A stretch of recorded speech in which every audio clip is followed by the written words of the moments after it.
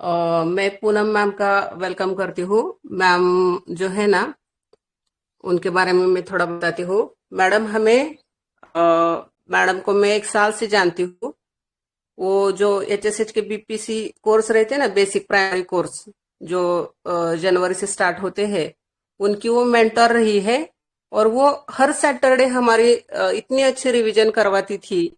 अलग अलग पेशेंट के वर्जन डाल के, हमसे रूब्रिक निकाल के, और अच्छे से उन रेमेडी का डीडी किया है वो नीतल मैम ने और पूनम मैम ने। उनसे हमने बहुत सीखा है।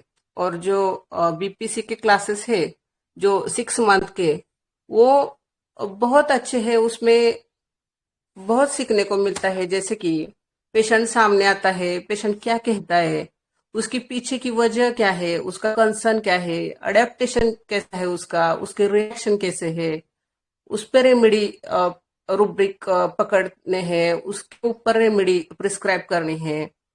कभी कभी पेशेंट आते हैं एक्यूट केसेस में, उनमें ट्रिपल पी कैसे लेना है।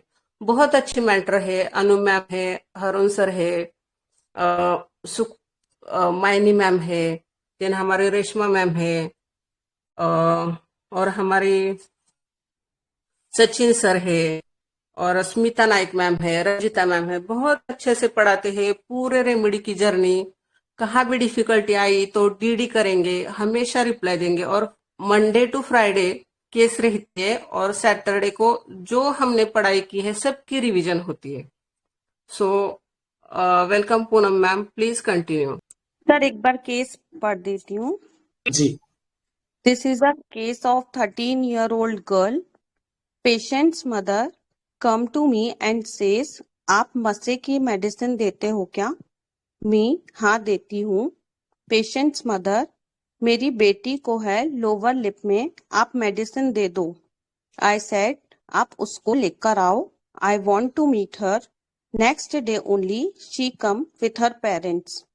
Patient sits silently with her mother and I ask her to come here and sit near me and show where is the what.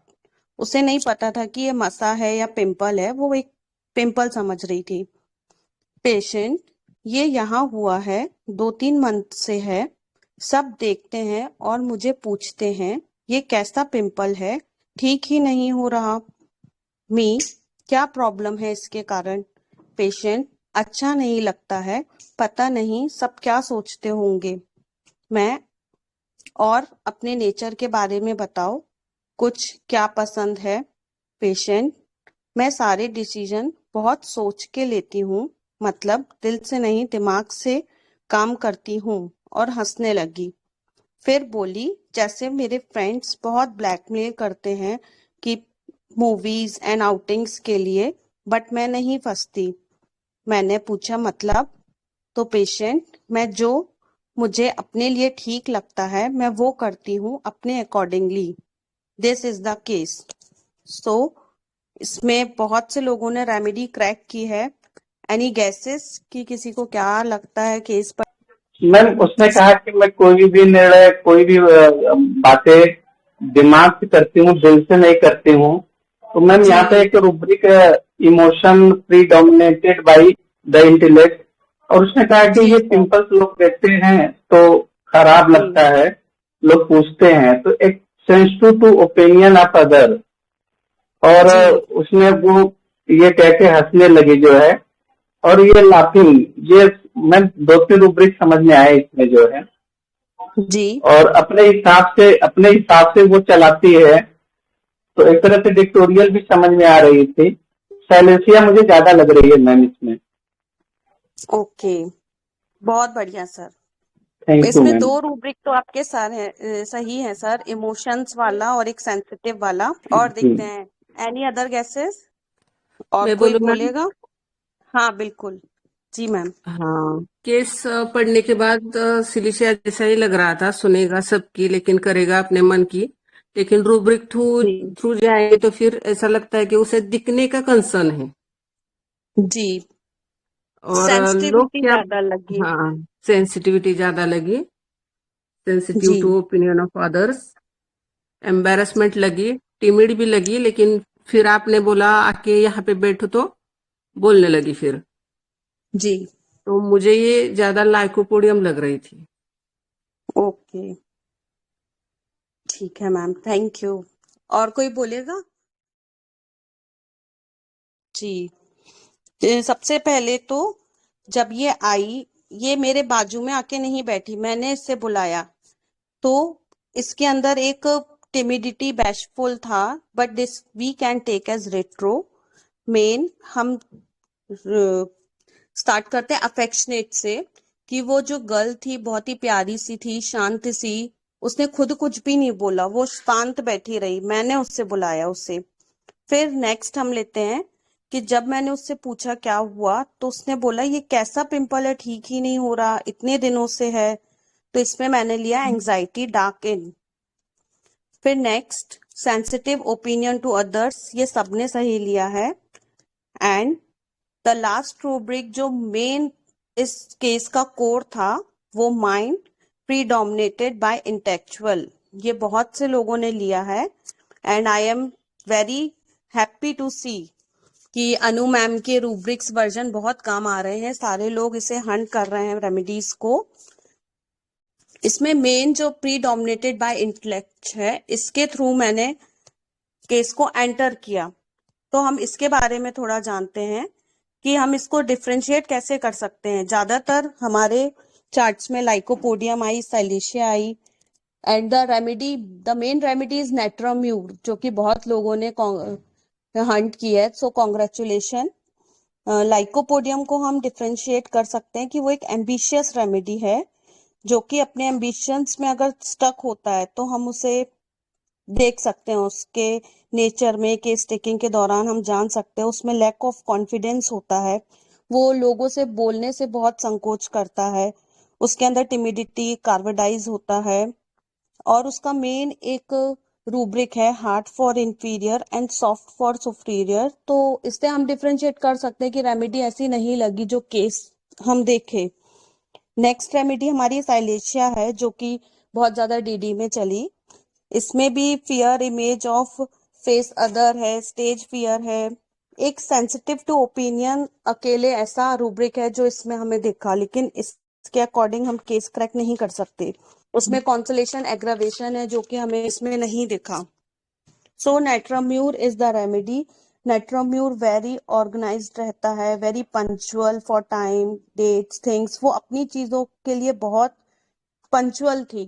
Means 13 years की जो एज में लड़की चाहती है बाहर चिल, घूमना फिरना, फ्रेंड्स के साथ एंजॉय करना, तो वो ये सब नहीं कर रही। वो अपने दिल से ज्यादा दिमाग की सोच रही है कि what is right for her. अगर उसके लिए वो पोजीशन में ठीक है तो वो ठीक है, अदरवाइज वो स्किप कर देती। सो ये सोच के मैंने नेट्राम्यूर दिया, और 15 डेज वो मेरे पास आई। फॉलो अप मैंने डाला है, आप देख सकते हैं। So this is the case, simple case, और बहुत लोगों ने क्रैक किया। So congratulation to all and thanks to all the participants. Ma'am एक क्वेश्चन है मेरा। जी सर। मैम मैंने ये जब 2 रूब्रिक लिया था तो मैम नेट्रम ही मेरा आया था, लेकिन बाद में जी आपने कहा कि नेट्रम को भी कोई चलाता है, तो इसलिए मैंने दोबारा फिर से रूब्रिक लिया, तो उसमें मैम जी साइलेशिया फिर आई जो है, जी। तो ये मेरी बड़ी एक्चुअली सर, मिस्टेक थी मैम।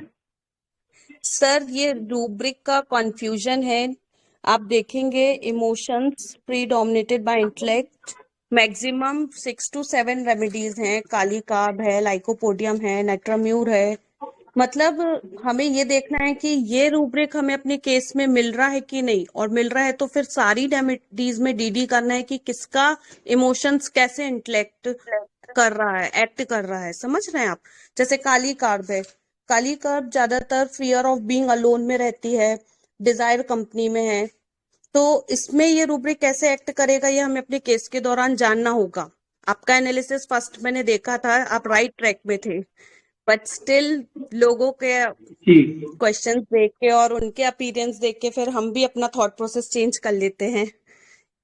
ये तो जी यही तो मैम। सर एक स्टडीज का बेनिफिट है, और यही एक जो कोर्स का बेनिफिट होता है ना, जो बेसिक कोर्स में अपन रूब्रिक्स स्टडी करते हैं केस के दौरान, जो हमको क्लैरिफिकेशन मिलता है, और सबसे ज्यादा कि डीडी ऑफ रेमेडीज भी मिलती हैं प्लस रूब्रिक्स के डिफरेंशिएशन भी मिलते हैं सर। इसमें एक जी रेट्रो जी रूब्रिक मैम। है, टिमिडिटी बैसिक जी, अगर आप ऐड करेंगे उसमें भी नेट्रोम्यूर है। जी मैम। जी sir. Thank you ma'am, thank you. Okay मुझे भी सर, यहाँ madam welcome. Hello ma'am. Anxiety, hello. Hello ma'am, जी, गुड आफ्टरनून।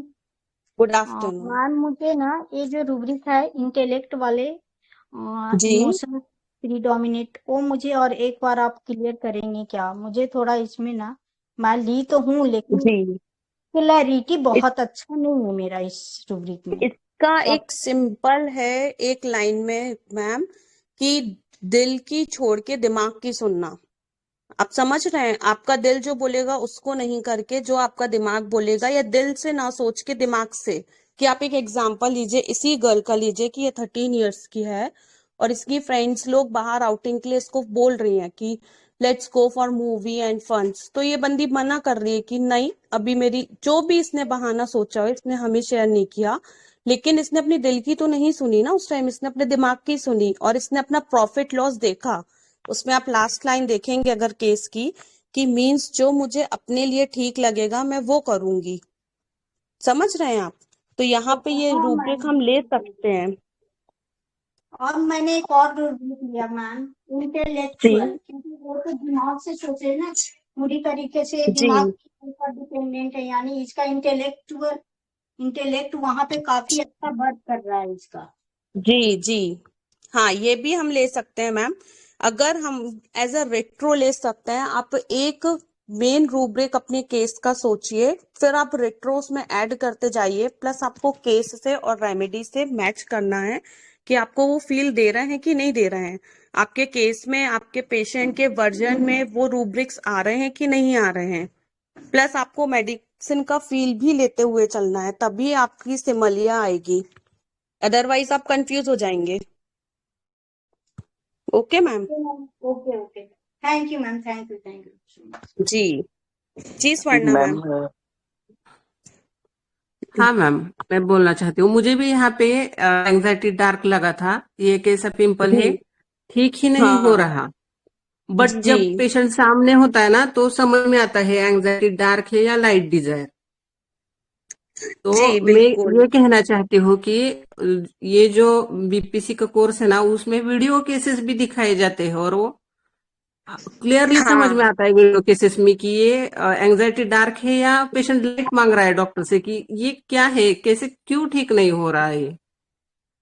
जी, कुछ ऐसे वर्जन्स होते हैं मैम जो हमें वीडियो में ही ऑब्जर्व करने रहते हैं और वो समझ में आते हैं, रिटन में बहुत सारी चीजें मिस हो हाँ, जाती बता हैं। नहीं सकते। जी हाँ, जो अब हमने बीपीसी बीएससी में सीखा है कि जो भी रूब्रिक है वो सिंथेसिस में देखो और फिर कंप्लीट में भी देखो कि उसके अंडर कौन कौन सी रेमेडी आती है और फिर रूल आउट करो रेमेडी कौन सी है, फिर रूब्रिक कंफर्म करो। इसमें इसमें मैम मेन नॉलेज हमारा मेडिसिन का काम आएगा। जब तक हम रेमेडीज मटेरिया मेडिका नहीं पढ़ेंगे ना, हमारा रूब्रिक्स डिफरेंशिएशन भी फेल होगा। कि रूब्रिक्स एक एक रूब्रिक यस। में 100 रेमेडीज भी हैं, तो हमें पता होना चाहिए कि उसमें वाई, एवरी रेमेडी का वाई होता है। स्टिल ये जो हमने मेन लिया प्रीडोमिनेटेड वाला, उसमें भी कितनी सारी रेमेडीज हैं, लेकिन नेट्रोम्यूरी क्यों आई? क्योंकि अदर मटेरिया मेडिका के सपोर्ट में लाइकोपोडियम फेल हो गई, एम्बिशियस रेमेडी साइलेशिया फेल हो गई। ऐसे हमको डीडी करना होगा, काली काप भी फेल हो गई क्योंकि वो फैमिली में है, care desire to be carried में है। ऐसे हमको और भी मेन चीजें पता होनी चाहिए, इसीलिए मटेरिया मेडिका इज मस्ट। मैं ओके बेसिक में, जब हमारा बेसिक कोर्स होता है तो मैं बीच बीच में रुब्रिक लेते हैं, हम लोगों ने रुब्रिक भी पढ़े हैं हम लोगों ने। एक रुब्रिक लेने का जी और उसकी रेमेडी का वाय, उस रुब्रिक में जी नेट्राम्यूर क्यों है, लाइकोपोडियम क्यों है, इग्नेशिया क्यों नहीं है, या जो रेमेडी है तो वो क्यों है और नहीं है तो क्यों नहीं है। इस ढंग से भी हम लोग एक रुब्रिक को पढ़ते हैं। कभी कभी हम लोगों ने एचएसएच में भी ऐसी पढ़ाई की है, तो बेसिक में भी हम लोग करते हैं। तो वैसा करने से भी हम धीरे धीरे धीरे एडिशन में डीडी करने में माहिर हो जाते हैं। सर, इसमें मेरा ही एक पढ़ाया हुआ स्लीपनेसनेस फ्रॉम ग्रीफ का रूब्रिक है, जी जिसमें काफी सारी रेमेडीज हैं, डिफरेंशिएशन है उनके, मेन ग्रुप में ही है सर, है ना? शायद मेन ग्रुप में है या स्वाध्याय में होगा। नहीं है सर, इसमें मैं ज्यादा होगा तो पिन कर दूंगी कभी, जी या कर फिर दीजिए। लिंक शेयर कर दूंगी वापस से इसमें। जी जी हेलो सर। जी सर। जी sir, good afternoon. Good afternoon. अच्छा केस था मैम आपका, बहुत अच्छी रेमेडी आपने निकाली, congratulation first of all. Actually क्या होता है, रूब्रिक्स अगर ये रेपर्टी में नहीं है तो वो रेपर्टी में नहीं है तो हम क्या करें। कभी कभी हमको ना रूब्रिक किसका है वो भी देखना चाहिए कि रूब्रिक किसने प्रेजेंट, मतलब किसने डाला है ऐड रूब्रिक किया टेबल, है। हाँ ऐड किया है। अभी देखा जाए ना इसको, इमोशंस प्रीडोमिनेटेड बाय इंटेलेक्ट, ये रूब्रिक इन्होंने डाला है रोगर मॉरिसन ने। और नेट्रमोर है बाइपोलर रेमेडी, ये भी देखें आप। अगर ऐसा एक जगह पे लिखा है कि नेट्रमोर अपने इंटेलेक्ट इमोशंस को हावी होने नहीं देता, दूसरी जगह पे लिखा है कि natrum mur delusion head belongs to another में। वो तो अच्छा खासा एडिशन है इनका, बोबर साहब का, साइगर बोबर, वो शुरू के जमाने के ऑथर गुजरे हैं, ऑथेंटिक है वो तो। फिर एक जगह पे गुजर, फिर गैलावडिन साहब ने लिखा है नेट्रोमोर के बारे में, ऑब्जेक्टिव रीजनेबल है ये। तो हम ऐसा थोड़ा सा कॉन्फ्लिक्ट में फंस जाते हैं कि यार कैसे करें। फिर एक कोई बोल रहा है कि नेट्रोमोर हेड बिलोंग्स टू अनदर में है, कोई बोलता है कि इमोशन सप्रेस करके इंटेलेक्ट की सुनता है, कोई कहता है कि ऑब्जेक्टिव रीजनेबल है। तो ये ऐसा क्या है, ऐसा क्यों है? तो क्या होता है ना, ये जब ऐसे सॉल्ट्स आते हैं ना, कॉम्बिनेशंस, क्योंकि एक तरफ नेट्रम है और दूसरी तरफ म्यूरियाटिकम है, तो उसकी वजह से ये बातें सामने आ जाती है कि हमको ऐसे थीम मिलते हैं कि कभी वो हम ऐसा बोलते हैं कि वो चॉइसेस में ये नहीं कर पाता कि मैं किसको चॉइस करूं। मतलब मेरे लिए कौन लड़का अच्छा होगा, या मेरे क्या जॉब अच्छा होगा, मेरे लिए कौन सी सिस्टम अच्छी होगी प्रैक्टिस के लिए, या मैं किस तरफ चला जाऊं। ये जो द्वंद्व है ना, इसमें फंसा हुआ रहता है नेट्रोम्यूरेटिकम, इसलिए चॉइसेस के लिए खास करके डिपेंड रहता है किसी और पे। ये शुरू की अवस्था है उसकी डिपेंडेंसी की।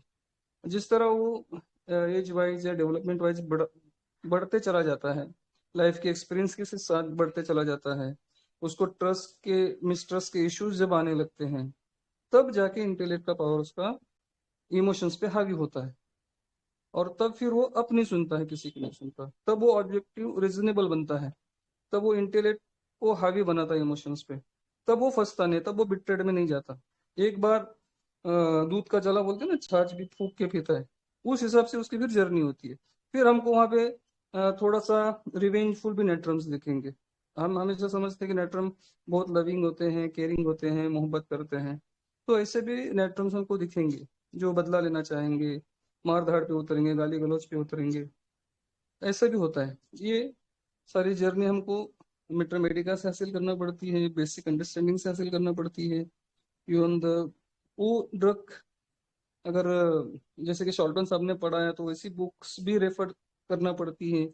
तो मिलजुला के अगर हम सब तरफ से नॉलेज हासिल करते हैं ना, तब जाके हमारे डिफरेंट डिफरेंट थॉट प्रोसेस उस मेडिसिन के बारे में क्लियर हो जाती है। बस इतना कहना चाहूंगा। पढ़ते रहिए, डिफरेंट डिफरेंट सोर्सेज के बारे में पढ़ते रहिए, डिफरेंट डिफरेंट ऑथर्स को पढ़िए, न्यू एडिशंस को देखिए, तो कंफ्यूजन्स आपको नहीं आएंगे। Please ma'am continue. Thank you sir so much, आपके ओपिनियंस बहुत हेल्पफुल रहते हैं हमेशा। है पीरियोडिक टेबल। एक्चुअली अगर नेट्रोम्यूर देखेंगे ना हम, तो पीरियोडिक टेबल का ड्रग है। और शॉल्टन साहब ने होम्योपैथी में 1990 में काम शुरू किया था। 92 में उनकी बुक्स भी आई थी उनके, वो खुद इंडिया में भी आए थे। तो उन्होंने बहुत अच्छा होम्योपैथी का होम्योपैथी में योगदान दिया है, और एक्चुअली है केमिस्ट, और केमिस्ट्री में उनका ज़्यादा ये है, वर्क है। तो उन्होंने उस एंगल से होम्योपैथी को देखा कि जिस तरह मैंने केमिस्ट्री सीखा हूँ, क्या मैं इसको होम्योपैथिकली अप्लाई कर सकता हूँ क्या। तो फिर उन्होंने मेंडलीफ का जो चार्ट था उसको थोड़ा सा मॉडिफाई करके हमारे लिए पीरियोडिक टेबल होम्योपैथी का एक अलग से बना दिया। मतलब ड्रग्स तो वही है, मेडिसिन तो वही है, लेकिन कॉलम्स आगे पीछे हैं थोड़े इधर उधर, लेकिन उन्होंने एक स्ट्रक्चर दिया कि आप इस स्ट्रक्चर के साथ अगर देखेंगे तो आपको मेडिसिन ज्यादा समझ आएगी। हालांकि उसके पीछे थ्रू एंड थ्रू बेस रेपर्टी का ही है, थ्रू एंड थ्रू बेस प्रूविंग्स का ही है, क्योंकि पेशेंट ने जो प्रूविंग में सिम्टम्स बताए थे उसको उन्होंने थीमेटिक अंदाज में प्रेजेंट किया है। बात तो वही होती है, बेस तो वही होता है, लेकिन समझाने के लिए कोई भी ऑथर या कोई भी मेंटर उसको अपने अंदाज में हमारे सामने पेश करता है कि ये आम लोगों को किस तरह आसानी से समझ आए, कि सारी बातों का निचोड़ एक लाइन में लिखते हैं, कि थीम बनाते हैं कि इस तरह इसका थीम हो सकता है। तो उन्होंने एक बुक लिखी है, होम्योपैथी एंड एलिमेंट्स, बड़ी बुक है, 800-900 पेजेस की है। और होम्योपैथी और एक छोटी सी बुक है, चार्ट वाइज दिया है उन्होंने, इसकी ही एलिमेंट्स के बारे में ही दिया है। तो अगर आप रेफर करना चाहते हैं तो उससे भी आपको मिल सकता है नॉलेज, ज्ञान होम्योपैथी एंड शॉर्ट में। मिनरल्स। होम्योपैथी एंड मिनरल्स एक छोटी बुक है, एंड होम्योपैथी एंड एलिमेंट्स ये बड़ी बुक है। होम्योपैथी एंड एलिमेंट्स में मेरे हिसाब से काफी ड्रग्स हैं जितने पीरियोडिक टेबल में है, फिर उसके कॉम्बिनेशन सॉल्ट्स है। अगर मान लो नेट्रम म्यूर है तो नेट्रम फॉस मिलेगा, नेट्रम सिलिकाटा मिलेगा, नेट्रम सल्फ मिलेगा, नेट्रम कार्ब मिलेगा। तो उसके हिसाब से उन्होंने थीम उस बुक में दिए हैं।